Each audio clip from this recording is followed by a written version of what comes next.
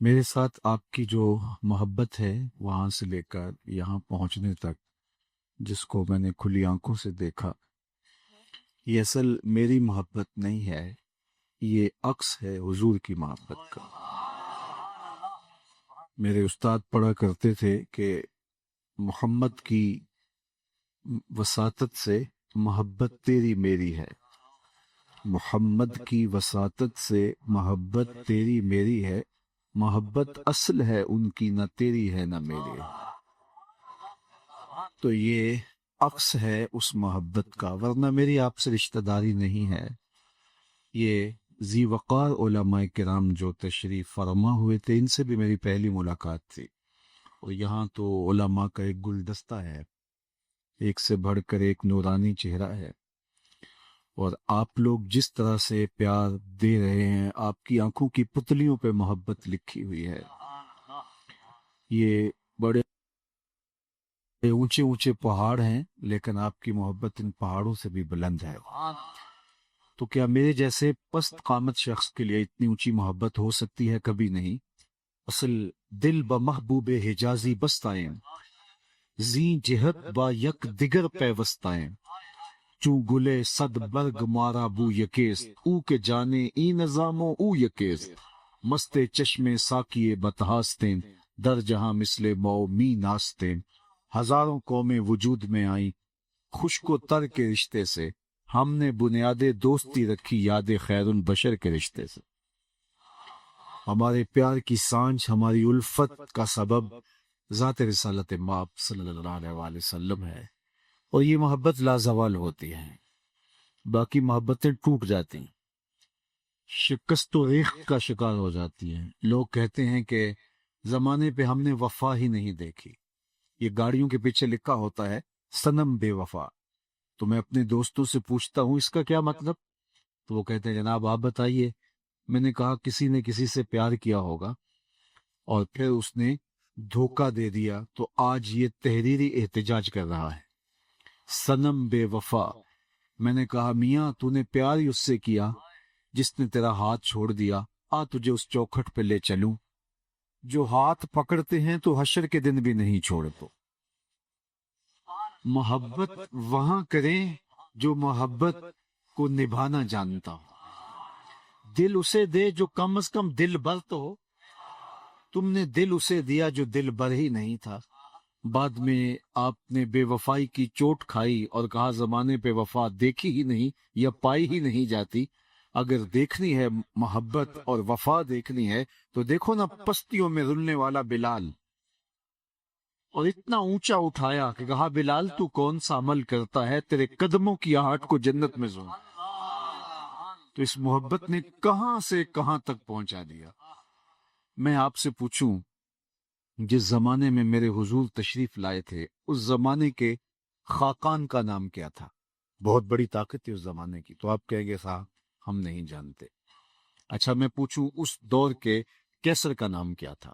اس دور کی سب سے بڑی قوت، رومن امپائر کا، اس دور کا ٹرمپ کہہ لیجئے۔ لیکن آپ کہیں گے جناب ہمارے پاس نہ فرصت ہے اور نہ ہمیں ضرورت ہے اس کا نام یاد رکھنے کی۔ اور میں کہوں اس دور کے کسرا کا نام کیا تھا؟ دنیا کی وہ دوسری بڑی طاقت، 3150 سال سے جو حکومت کرتے آ رہے تھے۔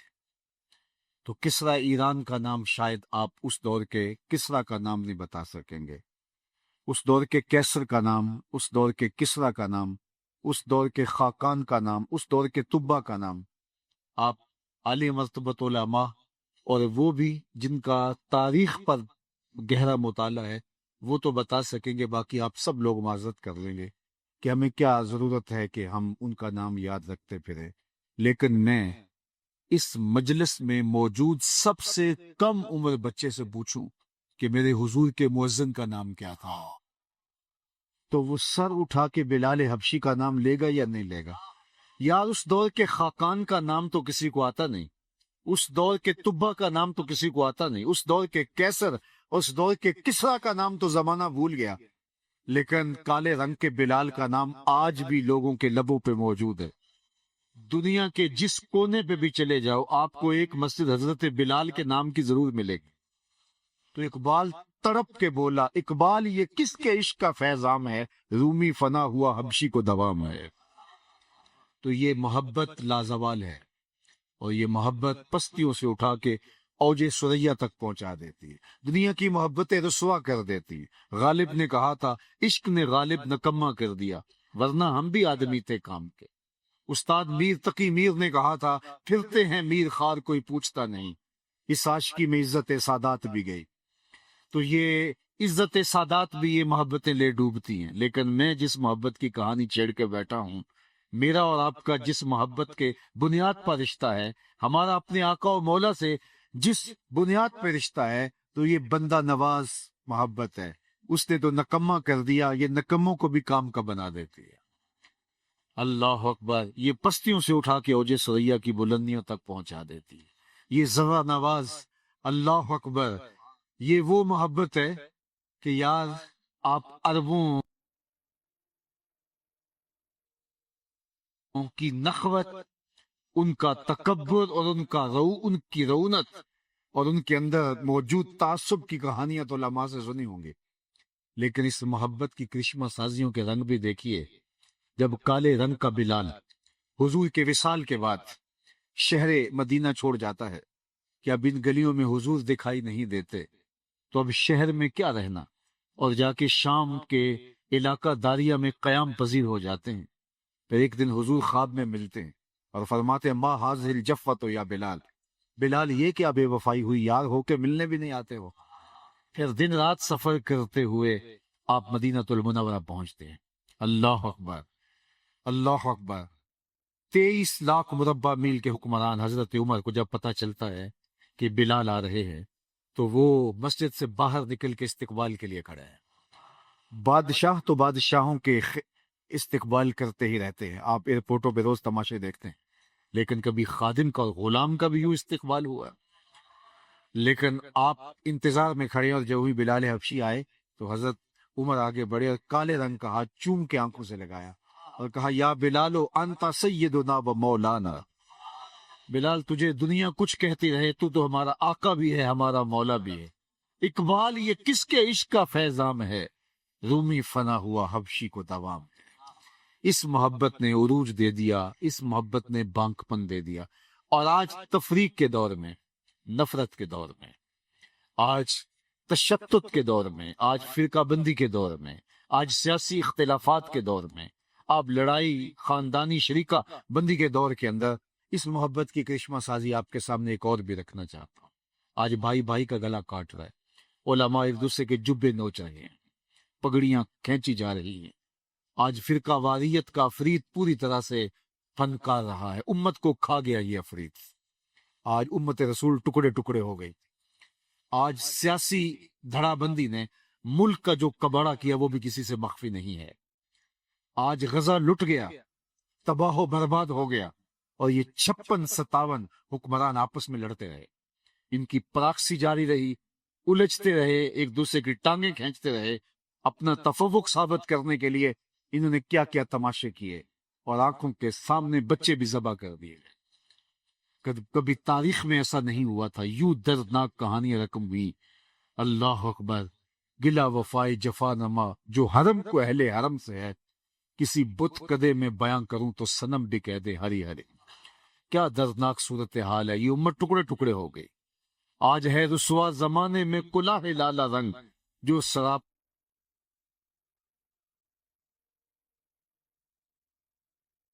नाचते हैं आज मजबूर न्याज। दुनिया जिनकी बाज गुजार होती थी, आज वो खुद का से लिए खड़े हैं। आज दुनिया हमसे नहीं डरती, हम दुनिया से डर रहे हैं, खौफ से लरज रहे हैं, और दुनिया के अय्याश और मक्कार हुक्मरानों के सामने हाथ बंधे आज मुस्लिम हुक्मरान दिखाई देते हैं। हमारी माजी की ये तारीख तो नहीं थी, जब उस वक्त हमारी तादाद भी इतनी नहीं थी, हम तो ना होने के बराबर थे, दुनिया में अददी कसरत नहीं रखते थे।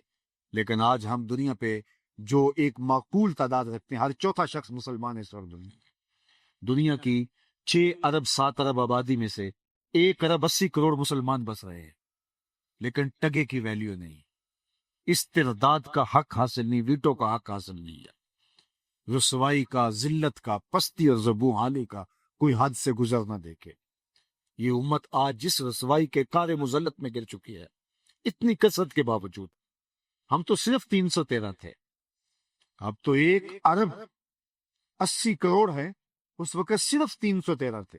ابو جہل کا جاسوس تھا عمیر بن وہب، اس نے اس کو کہا جا کے دیکھ کے آؤ مسلمانوں کی تعداد کتنی ہے، تو وہ واپس آ کے رپورٹ دیتا ہے کہ میں خوب وادیوں اور ٹیلے دیکھ آیا ہوں، پیچھے کمک بھی موجود نہیں۔ جو میسر لوگ ہیں جن کو میں نے دیکھا ہے، ان کی تعداد اتنی ہے کہ صرف 1 اونٹ سے ان کا گزارا ہوتا ہے، یعنی عرب میں 1 اونٹ ذبح کر کے 2 وقت 300 لوگ کھانا کھا لیتے تھے، اور یہ 10 اونٹ روز ذبح کرتے تھے، تو ان کی تعداد جو ہے تو 100 اونٹ، انہوں نے کہا ہاں 3 اونٹ، 100 آدمی 1 اونٹ کھا لیتا، تو اس نے کہا کہ 3 اونٹ ان کے لیے ذبح ہو سکتے ہیں، اس سے زیادہ ان کی تعداد نہیں ہے۔ تو یہ بات سننے کی دیر تھی تو یہ 1000 کا لشکر لے کے آیا تھا، تکبر اور رونت سے پھولنے لگا، اور صنادید قریش کو اپنے خیمے میں بلا کے کہا ذرا عمیر بن وہب کی رپورٹ سنو۔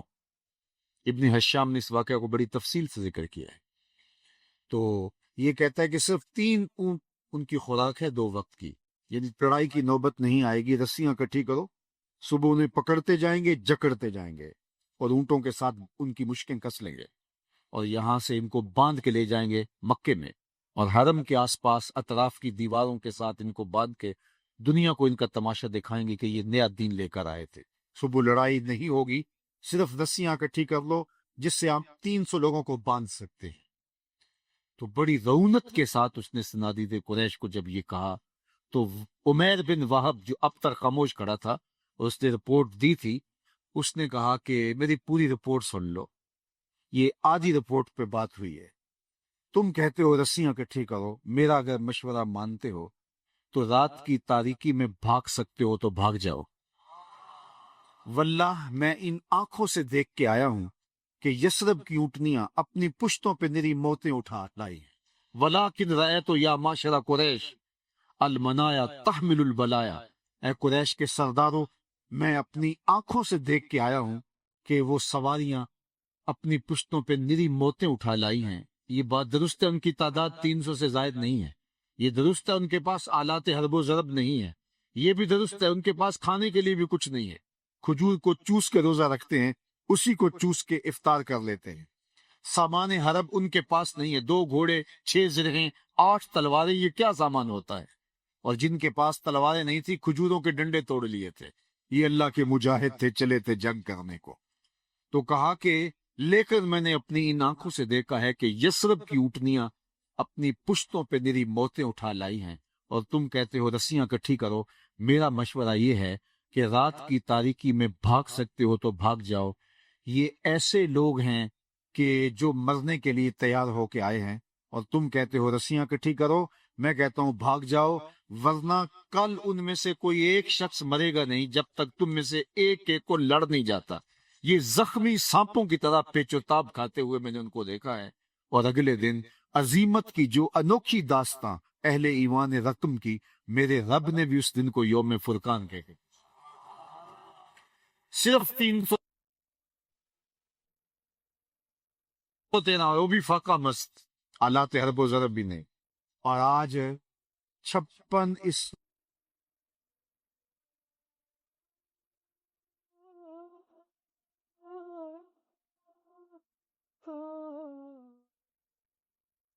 اسلامی ملکوں کی جو باقاعدہ فوج ہے اس کی تعداد 80 لاکھ بنتی ہے، اور اسرائیل کی ٹوٹل آبادی بھی 80 لاکھ نہیں ہے، کھا جائیں چبا جائیں ان کو، لیکن ہماری آنکھوں کے سامنے ان کو ذبح کر کے رکھ دیا گیا، ملبے کا ڈھیر اور کھنڈر بنا دیا گیا ان کو، اور ہم کچھ نہیں کر سکے، اس لیے کہ ہماری محبت محض رسمی بن کے رہ گئی، وہ محبت جو عمل سے ہم آہنگ ہوتی ہے، وہ محبت امت کو توڑتی نہیں، امت کو جوڑتی ہے۔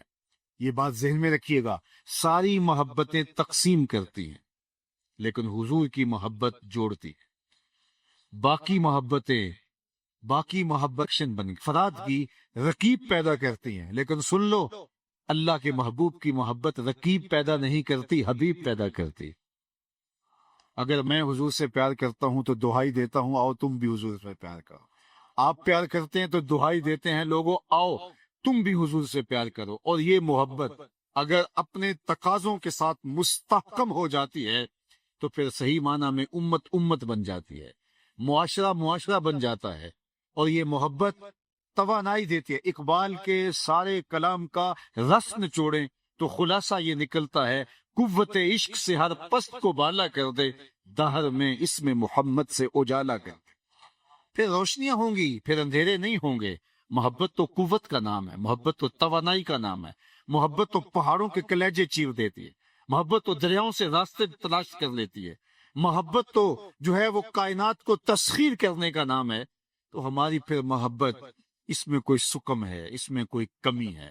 اقبال نے کہا تھا اے بلبل شوریدہ تیرا نغمہ خام ہے ابھی، کچھ اور دیر کے لیے سے اپنے سینے میں تھام ابھی.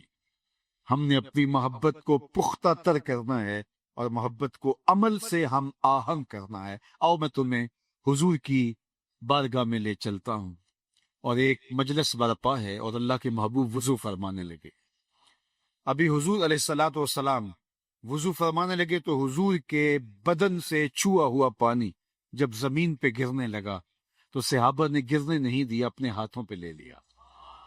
اللہ اکبر. اور پھر جس کو وہ پانی میسر نہیں آیا انہوں نے ان صحابہ کے گیلے ہاتھوں سے ہاتھ رگڑ کے اپنے چہروں پہ مل لیا. جن اکھیاں دل بر ڈٹھا او اکھیاں ہی تک لیاں، تو ملیوں تا ساجن ملیا ہن آساں ہی لگ رہیاں. اللہ، یہ ان کی محبت کا تقاضا تھا. حضور نے حکم نہیں دیا تھا، لیکن محبت اپنے راستے خود تلاش کر لیتی ہے. حضور نے ایک دفعہ پچنے لگوائے تو ایک لگن میں خون جمع کر لیا گیا. تو ایک صحابی سے کہا جاؤ اس کو ایسی جگہ بہاؤ جہاں کسی کے قدم نہ پہنچے. تو وہ اس حضور کے مبارک خون کو ایک لگن میں لیے ایک پتھر کی اوٹ میں جا کے بیٹھ کے نوشے جاں کر جاتا ہے. اس سے بہتر مشروب کیا ملے گا؟ میرے خون میں ان کا خون شامل ہو جائے. تو جب وہ واپس پلٹ کے آیا تو آقا کریم نے فرمایا اس کو ٹھکانے لگائے ہو؟ جی حضور ایسی جگہ جہاں کسی کے قدم نہیں پہنچ سکتے. حضور مسکرائے اور فرمایا لعلک شربتا، شاید تم نے پی لیا ہے. قال نعم، جی حضور میں نوش جاں کر دیا ہے. حضور ناراض نہیں ہوئے کہ خون کی تو حرمت قرآن میں ہے، انما حرم علیکم المیتۃ والدم، لیکن صاحب یہ اور لوگوں کے خون کی بات ہے. تو کہا کہ حضور نے یہ نہیں کہا کہ تم نے خون کیوں پی لیا، بلکہ فرمایا یا غلام قد حررت نفسک من النار، اے بیٹے تم نے اپنے آپ کو آتش دوزخ سے بچا لیا ہے. تیرے خون میں جب میرا خون شامل ہو گیا تو آتش دوزخ سے اپنے آپ کو تو نے محفوظ کر لیا ہے. تو صحابہ تو حضور کے مبارک خون کو بھی زمین پہ نہیں ڈالا. اکبر، آج تک آپ نے محبت کی لوک داستانیں سنی ہوں گی. بڑے بڑے محبوں نے محبوبوں کے لیے کیا کچھ کیا، بھینسیں بھی چرائیں اور کیا کچھ نہیں کیا، لیکن آج تک کسی محب کو محبوب کا لعاب ہاتھ میں لیتے نہیں دیکھا ہوگا.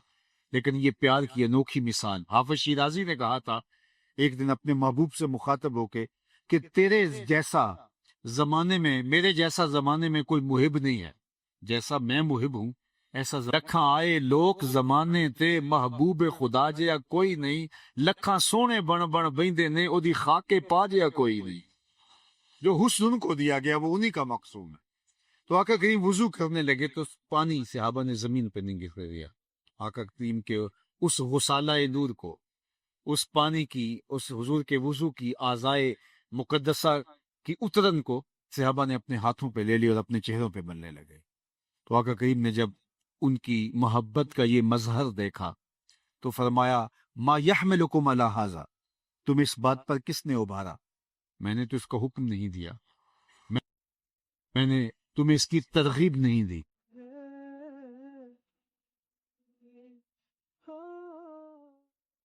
میں نے تمہیں ارشاد نہیں کیا، لیکن تم میرے وضو کے پانی کو زمین پر نہیں گرنے دے رہے. ما یحملکم علی ھذا، اس پر تمہیں کس چیز نے ابھارا؟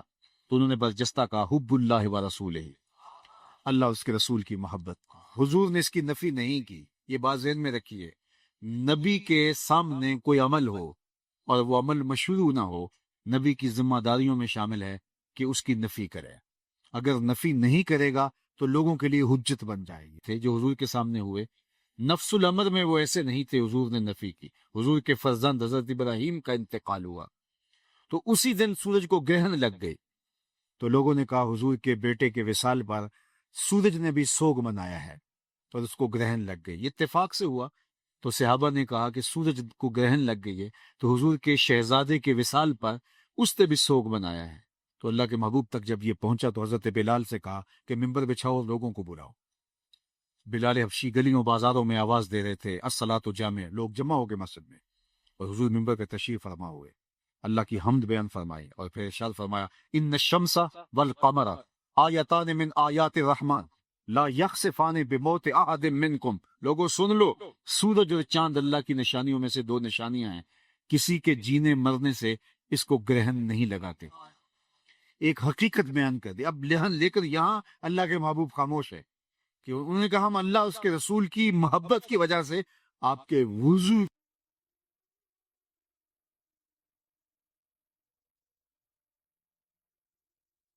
کہ نہیں ایسا نہیں کرو. حضور نے اس بات کو تو چھوڑ دیا لیکن کسی اور بات کی طرف توجہ دلائی.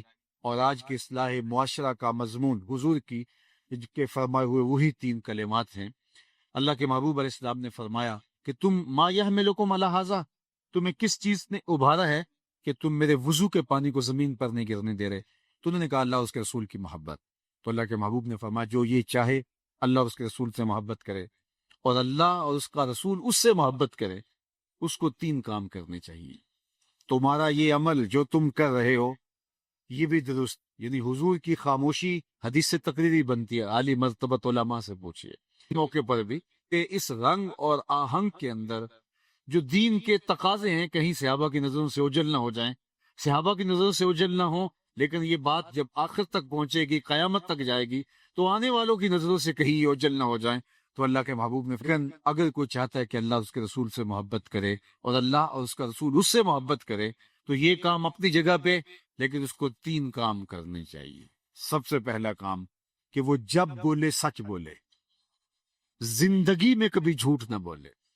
اور دوسری بات ارشاد فرمائی جب اس کے پاس امانت رکھی جائے تو وہ خیانت نہ کرے. اور تیسری بات ارشاد فرمائی کہ جب اس کی ہمسائیگی میں کوئی آ بسے تو وہ مجاورت کا حق ادا کرے، ہمسائیگی کا حق ادا کرے. پورے معاشرے کی اصلاح ان 3 چیزوں میں اللہ کے محبوب نے بیان فرما تھا. سب سے پہلی چیز جب بھی بولے سچ بولے. سچ قبول کر لیتا ہوں اور آپ کا دیا ہوا نظام بھی قبول کر لیتا ہوں، لیکن مجھے کچھ بری عادتیں ہیں. جھوٹ بولتا ہوں، مجھے بدی کی عادت ہے، مجھے چوری کی عادت ہے. تو میں یہ ساری چیزیں نہیں چھوڑ سکتا. ان 3 چیزوں میں سے جو ایک چھوڑ سکتا ہوں تو میں جھوٹ چھوڑ دے.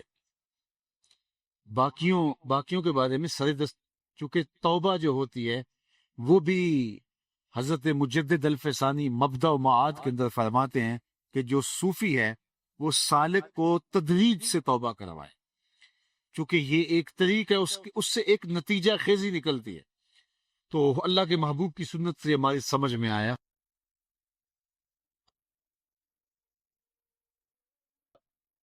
اس کی ضروریات زندگی بھی تھی، اس کا توشہ بھی تھا، کھانا پینا بھی تھا، خود بھی سوار تھا. چلتے چلتے جنگل میں کسی درخت کے ساتھ اپنا اونٹ باندھ کر کے وہ دوپہر کاٹنے کے لیے، سستانے کے لیے وہاں کچھ دیر کے لیے رکا. نیند آئی. تھوڑی دیر کے بعد جب آنکھ کھلی تو کیا منظر دیکھتا ہے کہ اونٹ نہیں ہے. اس کے اوپر ہی اس کا سامان ہے، زیادہ سفر ہے. اب صحرا میں اونٹ کا کھو جانا گویا زندگی کا کھو جانا. اس بات کا ادراک وہ لوگ رکھتے ہیں جنہوں نے صحراؤں کا سفر کیا.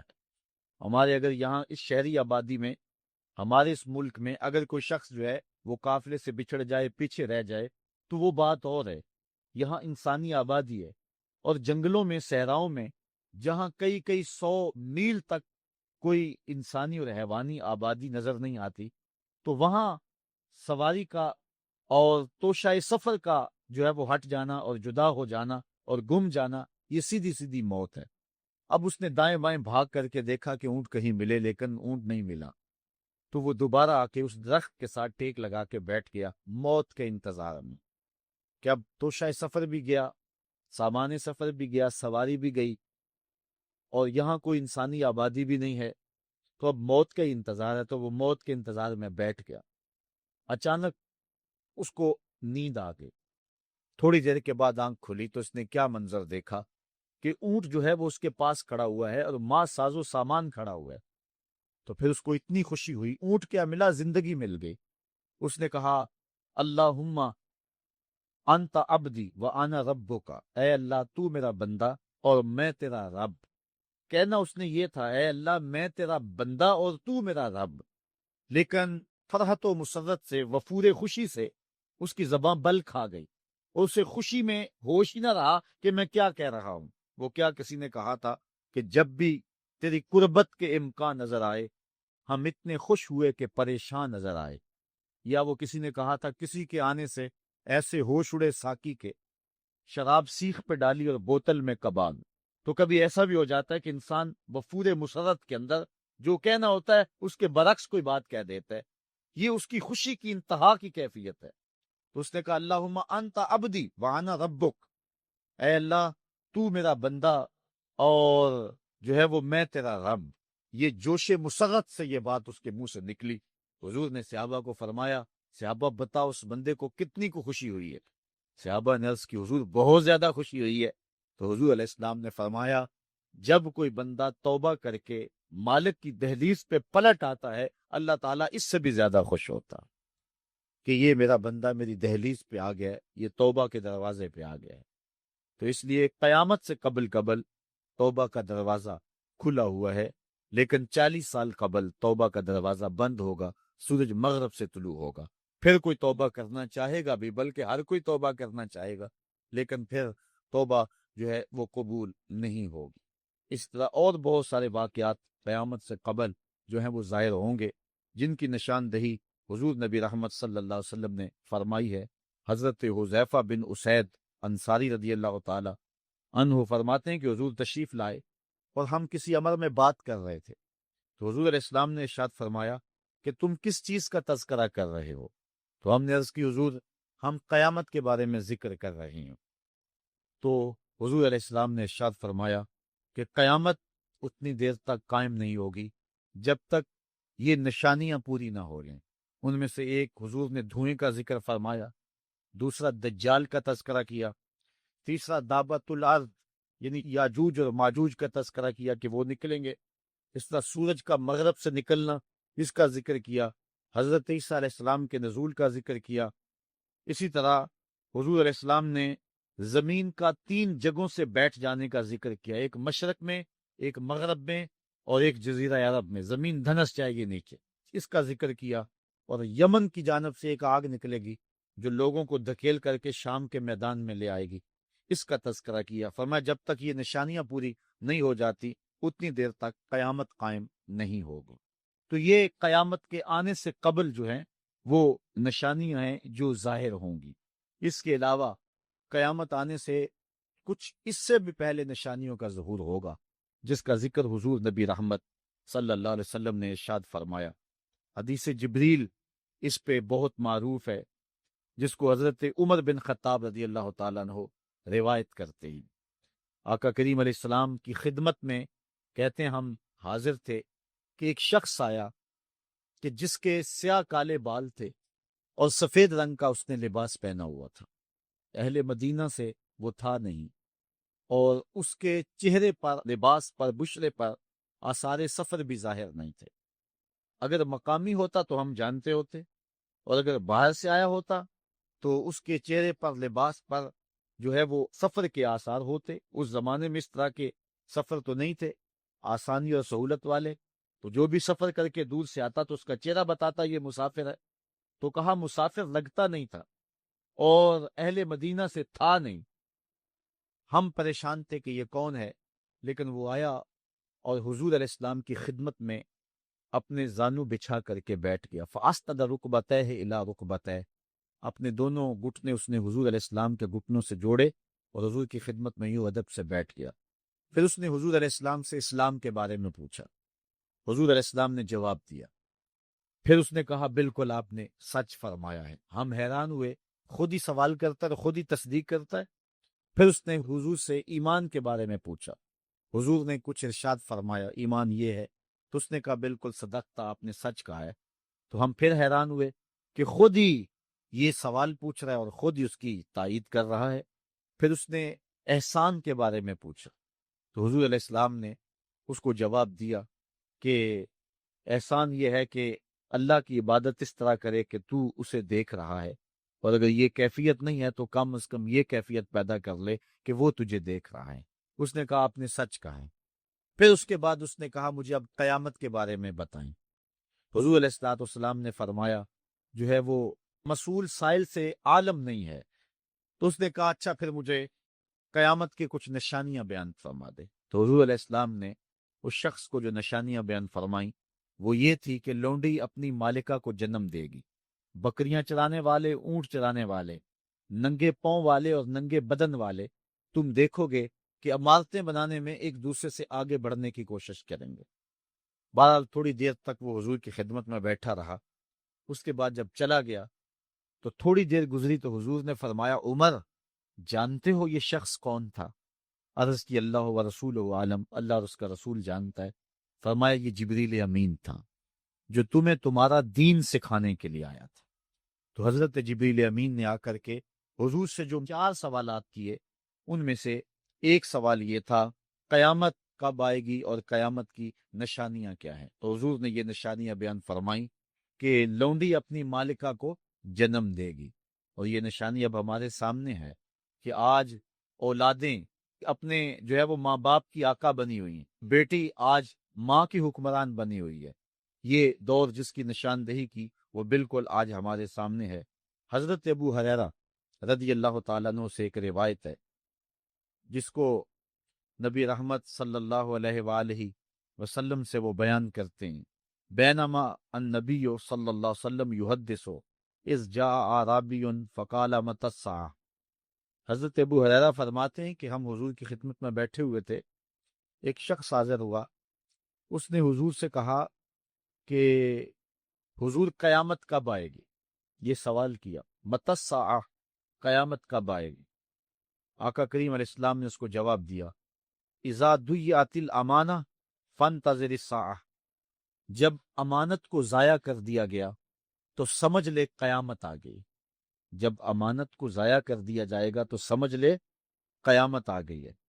قال کیف اضاعتها، عرض کی حضور امانت کو ضائع کرنا کیا مفہوم رکھتا ہے، اس کا مطلب کیا ہے؟ تشریح پوچھی حضور سے، تو حضور علیہ السلام نے جو جواب دیا وہ سماعت کیجئے۔ قال اذا بسد الامر الى غیر اہلہ فانتظر الساعة، فرمایا جب معاملات نااہل لوگوں کے سپرد کر دیے جائیں تو سمجھ لے کہ قیامت آ گئی۔ جب مسندوں کے اوپر مسندوں کے حقدار نہیں ہوں گے، جب زاغوں کے تصرف میں عقابوں کا نشیمن آ جائے گا، جب تخت و تاج کے مالک غدار، بے دین اور نااہل لوگ ہوں گے، جب تخت و تاج کی حکمرانی اور مسلح و امامت کے مسند کے اوپر بیٹھنے والے بھی نااہل ہوں گے، تو پھر سمجھ لینا کہ قیامت جو ہے وہ ظاہر ہو رہی ہے، اور قیامت کا پھر انتظار کرنا۔ آج جس زمانے سے ہم گزر رہے ہیں، ہم ذرا نظر اٹھا کر کے دیکھیں تو جس بھی منصب پر ہم کسی شخص کو دیکھتے ہیں الا ماشاء اللہ کثیر تعداد یہی ہے کہ نااہل لوگ جو ہیں وہ عالی مرتبت مناصب کے اوپر بیٹھے ہوئے ہیں، جو کہ ان کے حقوق کو اور ان کے انتظام کو بھی نہیں جانتے، جو اس مسند کے تقاضوں سے بھی آگاہ نہیں ہیں، وہ بھی اس مسند کے اوپر بیٹھے ہوئے ہیں۔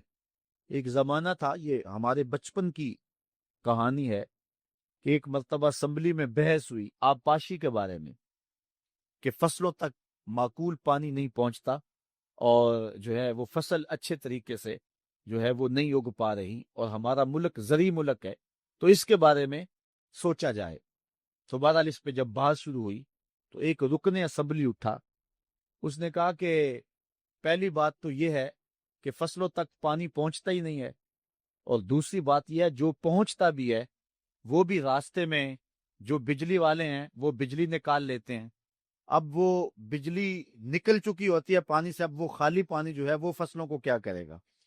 تو جب نااہل لوگ ایسی مسندوں کے اوپر اور ایسے مناصب کے اوپر بیٹھے ہوئے ہوں گے اور ہم لوگ ان کو منتخب کرتے ہیں، تو پھر آپ قیامت کا انتظار کیجئے، پھر قیامت آنے میں کوئی دیر نہیں ہے۔ تو حضور علیہ الصلوۃ والسلام نے 2 لفظوں کے اندر قیامت کے بارے میں یہ بات ارشاد فرما لی۔ یہ میں نے آپ کو اپنے بچپن کی کہانی سنائی ہے، لیکن اس دور کی کوئی ایک کہانی ہو تو میں آپ کے سامنے رکھوں۔ اس دور میں تو جو عالی مرتبت مناصب کے اوپر بیٹھے ہوئے انہیں سورہ فاتحہ تک نہیں آتی، سورہ اخلاص تک نہیں آتی ہے، تو اب بتاؤ کہ یہ قیامت کے قرب کی علامت ہے کہ نہیں ہے؟ آپ دیکھیں، جس تخت پہ بھی، جس تاج پہ بھی، اور جس مسند اور منصب پہ بھی جو موجود ہے، کیا وہ اس کا حق ادا کر سکتا ہے یا اس کی اہلیت رکھتا ہے؟ وہ کیا کسی شاعر نے کہا تھا کہ ہر شاخ پہ الو بیٹھا ہے، انجام گلستاں کیا ہوگا؟ اور رومی نے اپنے زمانے میں کہا تھا کہ سگ وزیرو گرگ میرو موشرا درباں شود این ارکان سلطنت ملک را ویراں شود۔ یہ ایک دردناک کہانی ہے، لیکن قیامت کی نشانیوں کے حوالے سے آپ اس بات کو سمجھیں اور حضور علیہ السلام کے فرمان کی روشنی کے اندر ہم اپنے حالات کا جائزہ لیں۔ حضرت انس رضی اللہ تعالی عنہ سے ایک روایت ہے، کہتے ہیں سمیت رسول اللہ صلی اللہ علیہ وسلم یقولو، میں نے حضور علیہ السلام کو فرماتے ہوئے سنا ہے۔ یہ حضرت انس رضی اللہ تعالیٰ عنہ وہ صحابی ہیں جنہوں نے 10 سال تک حضور کی نوکری کی ہے، اور کہتے ہیں 10 سال میں ایک بار بھی ایسا نہیں ہوا کہ حضور نے مجھے اف بھی کہا ہو۔ کہتے ہیں کبھی ایسا ہوتا کہ میرے ہاتھ سے کوئی برتن ٹوٹ جاتا، ازواج مطہرات جو ہیں وہ اس پہ ناراض ہونے لگتی، تو حضور علیہ السلام روک دیتے، فرماتی سے کچھ نہ کہو، اس برتن کی عمر ہی اتنی لکھی ہوئی تھی، یہ اتنے عرصے کے لیے ہی پیدا کیا گیا تھا۔ تو آقا کریم علیہ السلام نے جو ہے وہ ازواج مطہرات کو بھی روکا کہ وہ مجھے جھڑکے نہ۔ خدم تو رسول اللہ صلی اللہ علیہ وآلہ وسلم 10 سنین، میں نے پورے 10 سال حضور کی نوکری کی ہے۔ بلکہ جب آپ کہیں گے کہ حضور کے خادم کا نام کیا ہے، سارے صحابی حضور کے خادم ہیں، لیکن نام حضرت انس رضی اللہ تعالی عنہ کا آئے گا۔ یہ حضور علیہ السلام کے خادم خاص ہیں، اور حضور سے بہت ساری باتیں انہوں نے سنی ہیں۔ تو ان باتوں میں سے ایک بات کہتے ہیں سمیت رسول اللہ صلی اللہ علیہ وسلم یقولو، میں نے رسول کریم صلی اللہ علیہ وسلم کو کہتے ہوئے سنا، ان من اشراط الساعۃ ان یرفع العلم، قیامت کی نشانیوں میں سے ایک نشانی یہ ہے کہ علم اٹھا لیا جائے گا، جہالت پھیل جائے گی، علم اٹھا لیا جائے گا۔ آج لفظ زیادہ ہو گئے ہیں، انفارمیشن زیادہ ہو گئی ہے، لیکن جس کو علم کہا جاتا ہے، جو مومن کے سینے کا جمال اور نور ہے، آج وہ اٹھا لیا گیا ہے۔ آج لوگ کہتے ہیں جی جتنا علم آج ہے اتنا علم پہلے تو نہیں تھا۔ آج کوئی غزالی دکھاؤ، کوئی رازی دکھاؤ، کوئی رومی دکھاؤ، کوئی احمد بن حنبل جیسا شخص دکھاؤ، کوئی محمد بن حسن شیبانی جیسا شخص دکھاؤ، کوئی امام ابو حنیفہ کے نالین کی خاک جیسا شخص بھی دکھاؤ، تو یہ ایک غلط بات ہے کہ جی پہلے زمانے میں اتنا علم نہیں ہوتا تھا، اب علم بہت زیادہ ہو گیا، جی علم بہت زیادہ پھیل گیا۔ علم نہیں پھیلا ہے، یہ چند معلومات ہیں، انفارمیشن کا دور ہے، اور خبریں ہیں۔ جو علم ہے، جو کہ مومن کے سینے کا جمال ہے اور باطن کا نور ہے، جو زندگی کی راہوں کو اجالتا ہے اور زمانے کو مالک کی دہلیز کے قریب کرتا ہے اور انسان کو انسانیت سکھاتا ہے، وہ علم جو ہے وہ اٹھتا چلا جا رہا ہے۔ اور حضور سے پوچھا گیا کہ حضور علم سینوں سے اچک لیا جائے گا، سینوں سے کھینچ لیا جائے گا؟ فرمایا نہیں، علماء اٹھا لیے جائیں گے۔ جب علماء فوت ہو جائیں گے تو ان کی جگہ اس درجے کے لوگ نہیں آئیں گے، پھر زوال پذیر سلسلے ہوتے چلے جائیں گے، علم اٹھا لیا جائے گا۔ جب سینے علم سے خالی ہو جائیں گے تو پھر قیامت آ جائے گی۔ اس لیے حضور علیہ السلام کا فرمان ہے، کائنات کی ہر شے علماء کی زندگی کی دعائیں مانگتی ہے، حتی الحیتان فی البحر، یہاں تک کہ سمندروں اور دریاؤں کے اندر مچھلیاں بھی علماء کی زندگی کی دعائیں مانگتی ہیں۔ انہیں پتا ہے علماء ہیں تو کائنات مارز وجود میں آئی تو موجود رہے گی، اگر علماء نہیں ہوں گے تو کائنات جو ہے وہ بالکل قیامت کا شکار ہو جائے گی۔ تو پہلی چیز حضور نے ارشاد فرمایا ان یرفع العلم، علم اٹھا لیا جائے گا، ویکثر الجہل، اور جہالت عام ہو جائے، علم کی جگہ جو ہے وہ جہالت عام ہو جائے گی۔ آج علماء نہیں رہے ہیں، آج ہم جو ہے وہ انحصار کرنے لگے ہیں چند ٹیلی ویژن چینلوں پہ، اور اس کا نتیجہ کیا ہے کہ مختلف چینلز کے اوپر بیٹھے بہت سارے لوگ گمراہی پھیلا رہے ہیں۔ یہ ایک الگ داستان ہے، ایک الگ کہانی ہے کہ کس طرح سے علم کا گلا گھونٹا جا رہا ہے اور کس طرح جو ہے وہ لوگوں کو گمراہ کیا جا رہا ہے، یہ جہالت کی کثرت ہے۔ اور تیسری بات جو حضور نے ارشاد فرمائی، وَيَكْثُرَ الزِّنَا، زنا عام ہو جائے گا۔ نظر کا زنا یہ تو اس زمانے کے اندر برا رہا ہی نہیں ہے، لوگ اس میں کوئی آر ہی نہیں سمجھتے۔ کسی کی بہن اور بیٹی کو دیکھنا اور اپنی آنکھوں کو شہوات سے بھرنا، یہ بندہ محسوس ہی نہیں کرتا ہے۔ حضور علیہ السلام نے ارشاد فرمایا، من زنا زنیا بہی ولو بہی تانے دار ہی، جس نے زنا کیا یہ عمل اس کے گھر بھی لوٹے گا، اگرچہ وہ اپنی دیواریں اونچی اونچی کیوں نہیں کر لیتا۔ اگر آج کوئی کسی کی بہن بیٹی پر اپنی نظروں کو غلیظ کرتا ہے تو وہ یہ کیسے کہہ سکتا ہے کہ میری بہن اور میری بیٹی کسی کی گندی نظروں کا شکار نہیں ہوگی؟ یہ مقافات عمل ہے۔ گندم از گندم بروید جوز جو، از مقافات عمل غافل مشو۔ اس لیے بدکاری پھیل جائے گی، نظر کی بدکاری اور ہر طرح کی بدکاری، اور یہ اتنا برا اور کبھی کام ہے کہ اللہ تعالیٰ جل شانہ نے قرآن مجید میں اسے کھلی بے حیائی قرار دیا ہے۔ آج میڈیا کے ذریعے، آج انٹرنیٹ کے ذریعے، اور یہ جو موبائل پیکج کی مصیبت نکلی ہے، اس سے معاشرے کا امن خراب ہو گیا اور معاشرے کے اندر حیا کا جوہر جو ہے وہ لوٹ لیا گیا ہے۔ اپنی نسلوں کی حفاظت کریں، ان کے ہاتھوں سے جو ہے وہ ناول چھینیں، اور ان کے ہاتھوں سے جو ہے وہ اس طرح کی مخرب اخلاق سیڈیز چھین لیں، اور ان کے ہاتھوں میں اللہ کا قرآن دیں اور رسول کریم علیہ السلام کی احادیث تھمائیں، اور ان کو راہ حق کا مسافر بنائیں۔ یہ ذمہ داری ہے والدین کی۔ کل قیامت کے دن ایک عورت 4 مردوں کو جہنم میں لے جائے گی۔ عرض کیا گیا وہ کیسے؟ فرمایا ایک عورت کو حکم ہوگا جہنم کا تو وہ عرض کرے گی، مالک میرے باپ کو بلایا جائے۔ باپ کو بلایا جائے گا، یا اللہ یہ میرا باپ ہے، میں اس کی بیٹی، میری تربیت کا جوہر اس کے ہاتھ میں تھا، آج جن بدکاریوں اور گناہوں کے سبب جہنم میں جا رہی ہوں اس کا ذمہ دار یہ ہے۔ وہ باپ جس نے اپنی بیٹی کو سب کچھ دیا، اپنی اولاد کی تعلیم کے لیے اپنے پلاٹ بیچ دیے، جائیدادیں فروخت کر دی، نہیں دیا تو دین نہیں دیا، کل قیامت کے دن وہ اللہ کے حضور کیا جواب دے گا؟ ارشاد ہوگا اسے بھی پکڑو، اس کے باپ کو بھی پکڑو، جہنم میں لے جاؤ۔ عرض کرے گی نہیں مالک میرے بھائی کو بلایا جائے۔ بھائی کو بلایا جائے گا، مالک یہ میرا بھائی ہے، میں اس کی غیرت تھی، میں جن راہوں پہ چل کر کے تیرے عتاب اور تیرے قہر و غضب کی حقدار بنی، اس کا ذمہ دار یہ ہے۔ اگر یہ مجھے روکتا، اپنی آبرو کی حفاظت کرتا، اپنی ناموس کا پہرا دیتا، تو میں ان راستوں کی مسافر کیسے بنتی؟ میری خرابی کا ذمہ دار یہ ہے۔ اب وہ بھائی کیا جواب دے گا جو چوکوں اور موڑوں پہ کھڑا ہو کے آنے اور جانے والی بہنوں اور بیٹیوں کو دیکھتا ہے اور یہ سمجھتا ہے کہ میری بہنیں اور میری بیٹیاں گھر میں محفوظ ہیں؟ وہ قیامت کے دن کیا جواب دے گا؟ ارشاد ہوگا اسے بھی پکڑو، اس کے باپ کو بھی پکڑو، بھائی کو بھی پکڑو، جہنم میں لے جاؤ۔ عرض کرے گی نہیں مالک میرے شوہر کو بھی بلایا جائے۔ بلایا جائے گا، مالک یہ میرا شوہر ہے اور میں اس کی بیوی، میری تربیت کا جوہر ماں باپ کے بعد اس کے ہاتھ میں تھا، اور اس کے پاس طلاق کی دھمکی ایسی چیز تھی، مجھے جو چاہتا منواتا اور جس انداز میں ڈھالنا چاہتا مجھے ڈھال لیتا، لیکن اس نے مجھے کبھی راہ حق کی طرف نہیں بلایا تھا۔ وہ شوہر کیا جواب دے گا جو خود اپنے دوستوں کو چائے پہ بلا کے اور اپنی بیوی کو سامنے برہنہ منہ بٹھا کے بعد میں اس کے حسن کی داد مانگتا ہو، بتاؤ بھابی کیسی ہے؟ تو وہ کیا جواب دے گا قیامت کے دن؟ ارشاد ہوگا اس کو بھی پکڑو، اس کے باپ کو بھی، اس کے شوہر کو بھی اور اس کے بھائی کو بھی جہنم میں لے جاؤ۔ عرض کرے گی نہیں مالک میرے بیٹے کو بھی بلایا جا۔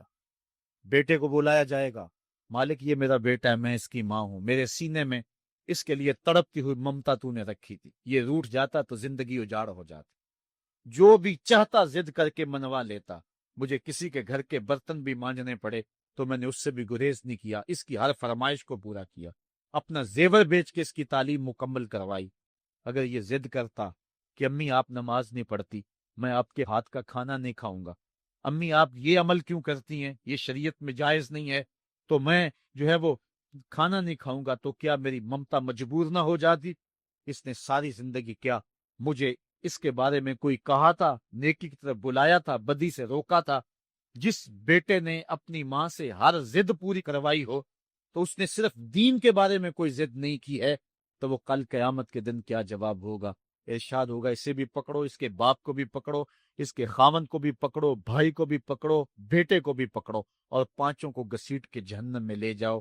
فرمایا ایک عورت 4 مردوں کو قیامت کے دن جہنم میں لے جائے گی۔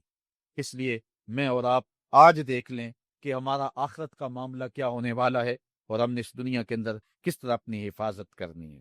چوتھی چیز جو حضور نے ارشاد فرمائی، وَيَكْثُرَ شُرْبَ الْخَمْرِ، اور شراب پینا عام ہو جائے گا۔ یہ قرب قیامت کی علامت ہے۔ آج ہماری ایلیٹ کلاس میں اور ہمارے آیان حکومت، آیان سلطنت اور سیاستدانوں اور جو ہے وہ عالی نسب خاندان جو شمار کیے جاتے ہیں، ان میں شراب پانی کی طرح سمجھی جاتی ہے۔ اور آج ہمارے ملک کے اندر جو ہے وہ کتنے شراب خانے موجود ہیں، اور کتنے ٹنوں کے حساب سے جو ہے وہ بیرون ملک سے شراب درآمد کی جاتی ہے۔ یہ قرب قیامت کی نشانی ہے کہ شراب عام ہو جائے گی۔ ایک روایت میں آتا ہے شارب الخمر کعابد الوصل، شراب پینے والا بت پوجنے والے کی طرح ہے۔ کتنا سخت فرمایا گیا، اور کل قیامت کے دن سخت رسوا ہوگا جو دنیا کے اوپر شراب پیتا رہا ہوگا۔ اللہ تعالی ہم سب کو محفوظ فرما۔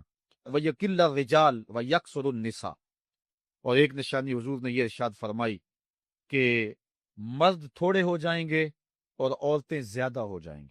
ایک تو عورتوں کی افزائش زیادہ ہوگی، اور دوسری بات مختلف ہنگاموں میں، حادثات میں اور جنگوں میں مرد قتل کر دیے جائیں گے اور عورتیں زیادہ ہو جائیں گی، یہاں تک کہ حضور نے فرمایا حتی یکون ل50 امراتن القیم الواحد، یہاں تک کہ 50 عورتوں کا ایک مرد منتظم ہوگا۔ 50 عورتیں ہوں گی اور کمانے والا صرف ایک مرد ہوگا۔ یہ قرب قیامت کے حالات ہیں جو حضور نے بیان کیے۔ حالات اس طرف بڑھ رہے ہیں، اور ایک وقت وہ آنے والا ہے کہ بالکل جو حضور نے فرمایا وہ چیزیں سامنے آئیں گی۔ حضرت ابو سعید خدری رضی اللہ تعالی عنہ سے ایک روایت سنیے۔ حضور نے ارشاد فرمایا مجھے قسم ہے اس رب کی جس کے قبضے میں میری جان ہے، اتنی دیر تک قیامت نہیں آئے گی، یہ وقت بھی آئے گا کہ جانور انسان سے باتیں کریں گے، انسان ان کی بولی سمجھے گا اور وہ ان سے باتیں کریں گے۔ وَحَتَّى تُكَلِّمَ الرَّجُلَ عَزْبَةُ صَوْتِهِ، اور اس کے کوڑے کی جو رسی ہے، اس کا جو پھندنا ہے، وہ بھی انسان سے باتیں کرے گا۔ وَالشِّرَاكُ نَالِهِ، اور اس کے جوتے کا تسمہ بھی اس سے بات کرے گا۔ يُخْبِرَ فَخِذُهُ بِمَا أَحْدَثَ أَهْلُهُ بَعْدَهُ، اس کا گھٹنا اس کو بتا دے گا اس کے بعد میں اس کے گھر والوں نے جو باتیں کی۔ یہ حالات پیدا ہو جائیں گے۔ آج موبائل اور جدید ٹیکنالوجی آ رہی ہے تو اس بات کو سمجھنا مشکل نہیں ہے۔ اس زمانے کے اندر جب کہ ان چیزوں کا تصور بھی نہیں تھا، صحابہ نے پھر بھی یقین کیا کہ ہوگا، حضور نے کہا ہے، اور آگے بیان کیا۔ اور آج تو حالات نظر آ رہے ہیں کہ بالکل جو حضور نے بتایا وہ سب کچھ جو ہے وہ ہونے والا ہے۔ حضرت ابو ہریرہ رضی اللہ تعالی عنہ سے ایک روایت ہے، یہ وہ صحابی ہیں جنہوں نے سب سے زیادہ حضور علیہ السلام کے فرامین امت تک پہنچائے ہیں، کثرت کے ساتھ حضور کی صحبت کا دور پایا اور اصحاب صفہ میں سے تھے، زندگی کا ایک ایک لمحہ حضور کی قربت میں گزارا۔ حضرت ابو ہریرہ رضی اللہ تعالیٰ عنہ فرماتے ہیں کہ رسول کریم صلی اللہ علیہ وسلم نے ارشاد فرمایا اذا اتخذ الفیء دیوالا، جب مال غنیمت کو، جب سرکاری خزانے کو اپنی ذاتی دولت سمجھا جائے گا، اس میں تصرف کیا جانے لگے گا۔ سرکاری خزانے میں لوگ جس طرح چاہیں گے تصرف کریں گے، ایک زمانہ آئے گا، اور وہ دیکھ لو بالکل ہمارے سامنے۔ والامانۃ مغنما، اور امانت کو مال غنیمت سمجھا جائے گا، جس طرح غنیمت بندہ استعمال کرتا ہے وہ امانت کو اس طرح غنیمت سمجھے گا اور اس کو جو ہے وہ غصب کر جائے گا۔ والزکوٰۃ مغرما، اور زکوٰۃ کو ٹیکس سمجھے گا، مجبور ہو کے دے گا، وہ زکوٰۃ دینا چاہے گا ہی نہیں۔ اور آج کتنے لوگ ہیں جو زکوٰۃ نہیں دیتے؟ اگر لوگ صحیح طور پہ زکوٰۃ ادا کر دیں اور زکوٰۃ کے جو حقدار ہیں ان تک پہنچے تو پاکستان میں صرف 1-2 سالوں کے اندر غربت ختم ہو جائے۔ اتنی دولتیں ہیں لوگوں کے پاس، اتنی جائیدادیں ہیں لوگوں کے پاس۔ ایک تو سارے لوگ زکوٰۃ ادا نہیں کرتے، دوسرا یہ ہے حقداروں تک نہیں پہنچتی۔ پیشہ ور مانگنے والے اور اس موسم کے اندر جو ہے وہ اپنے آپ کو غریب ظاہر کر کے اور مختلف اپنی مجبوریاں ظاہر کر کے مال ہتھیانے والے بہت سارے ہیں، اور زکوٰۃ دینے والا کہتا ہے میں جلدی جلدی فارغ ہو جاؤں، جتنی محنت مال کو کمانے میں صرف کی ہے اتنی ہی محنت حقداروں کو تلاش کرنے کے لیے بھی کرے تاکہ اس کی زکوٰۃ اصل مصارف تک پہنچے۔